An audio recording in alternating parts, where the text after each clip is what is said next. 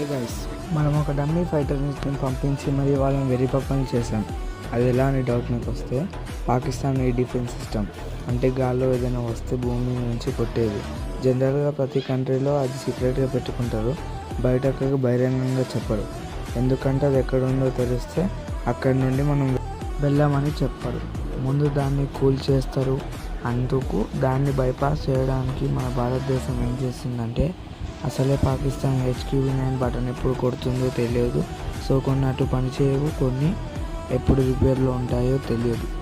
అది మిగతా సగాన్ని మనం ఎలా కనిపెట్టాలంటే, ఏ పైలట్లని ఖాళీ ఫైటర్ జెట్ గాలిలో తేలినప్పుడు ఆ రోజు 8898 మనం వాళ్ళని కొట్టాం కదా. ఏ పైలట్లని ఆ ఫైటర్ జెట్ గాలిలో విహారయాత్ర చేసినప్పుడు పాకిస్తాన్ వాళ్ళు మన బుట్టలో పడతారు.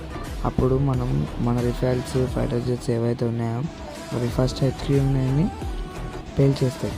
దాని తర్వాత నుర్ఖాన్ ఎయిర్ బేస్, రాహుల్, అలా ఒక 10-11 ఎయిర్ బేస్లలో మనం నేలమట్టం చేసాం. ఏ ఫైటర్ జెట్ కింద పడేసామని కాలర్ ఎగరేస్తున్నారు.